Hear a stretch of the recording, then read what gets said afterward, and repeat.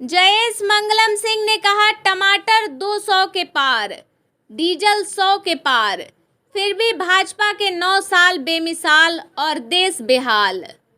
भाजपा के नाकामियों को जन जन तक पहुंचाएंगे कांग्रेस कार्यकर्ता। घर घर वोट लेने के लिए झूठ का सहारा ले रही है भाजपा। मणिपुर मामले में जय सिंह ने कहा महिला देश में नहीं है सुरक्षित। 9 साल बेमिसाल के नाम से भाजपा कर रही देश के लोगों को गुमराह और ठगने का प्रयास। News 9 times. पश्चिमी चंपारण बगहा से नवल ठाकुर की ब्यूरो रिपोर्ट। केंद्र की मोदी सरकार का नारा था बहुत हुई महंगाई की मार, अब की बार मोदी सरकार में अच्छे दिन आने वाले हैं। इन नारों ने देश की जनता को केवल छला है। ये बातें बगहा विधानसभा क्षेत्र के कांग्रेस पार्टी के पूर्व प्रत्याशी जयेश मंगलम सिंह उर्फ जय सिंह ने कही। वे सोमवार को बड़गांव स्थित मंगलम मैरिज हॉल में कांग्रेस पार्टी के कार्यकर्ताओं को संबोधित कर रहे थे।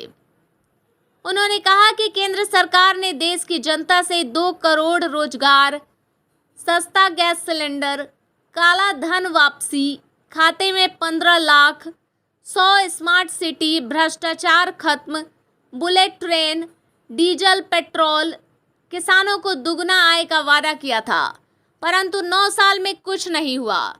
इस 9 साल के दरमियान अपनी सारी विफलताओं और घोटालों को छिपाने के लिए जगह जगह पर 9 साल बेमिसाल के नाम से भारतीय जनता पार्टी कार्यक्रम आयोजित कर एक बार पुनः देश की जनता को गुमराह करने एवं ठगने का प्रयास कर रही है। अब जनता जान चुकी है कि महंगाई केंद्र सरकार की नीतियों की वजह से है।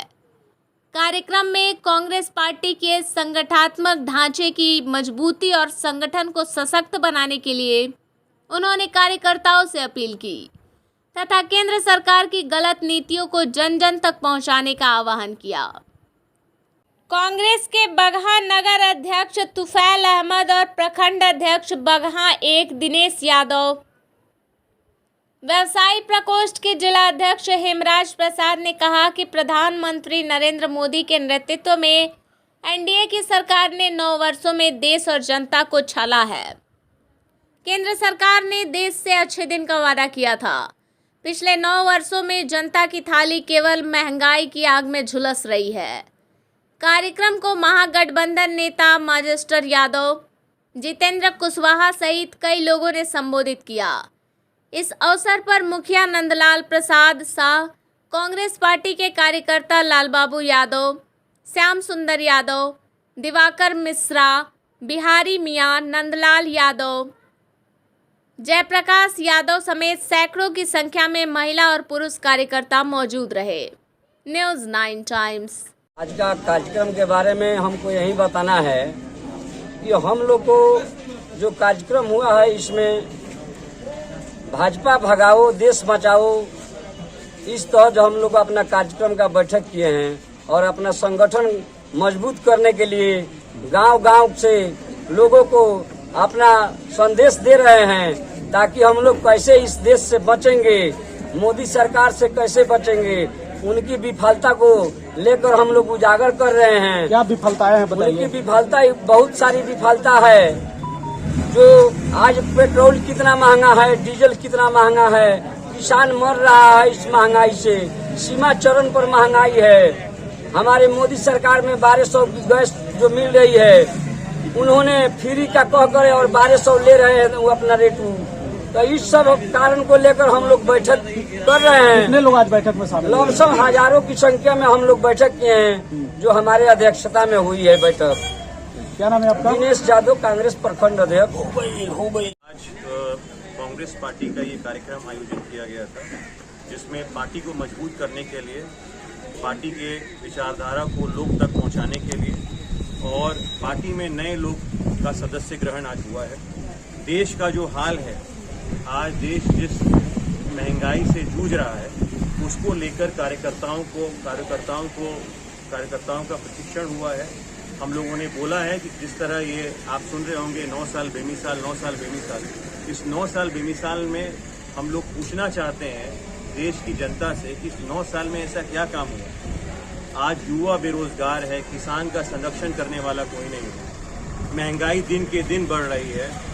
टमाटर 200 के पार बा और डीजल पेट्रोल 100 के पार बा, फिर भी लोग कहता कि देश 9 साल बेमिसाल बा।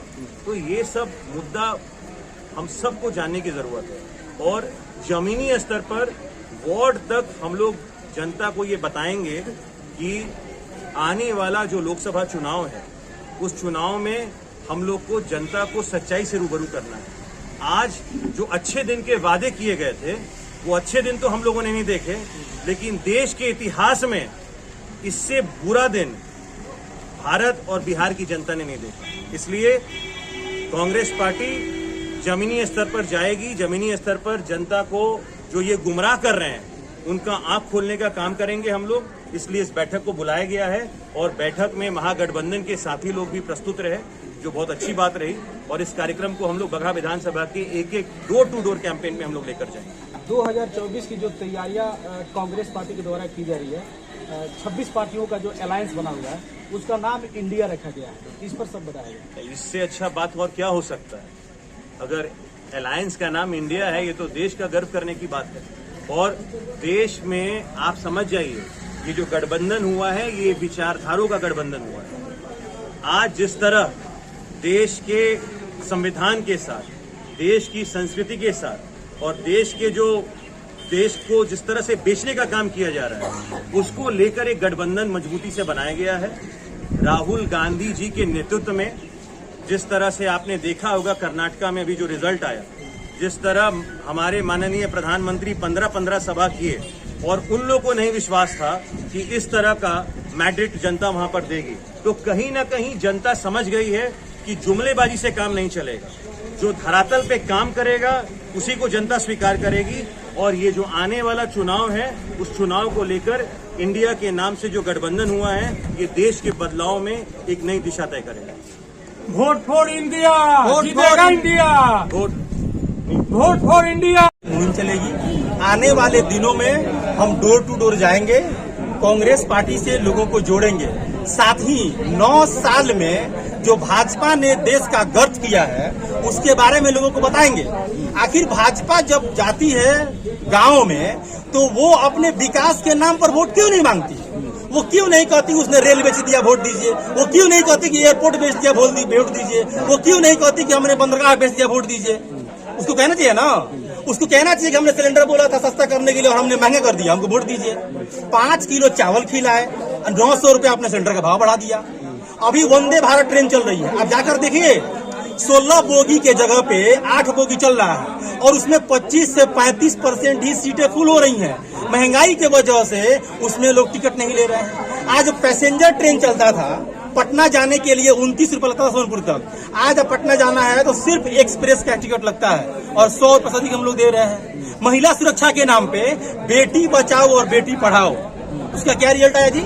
आपने एजुकेशन पर जीएसटी दुनिया में सबसे ज्यादा लगा दिया। महिलाएं पढ़ेंगी नहीं तो मजबूत कैसे होंगी?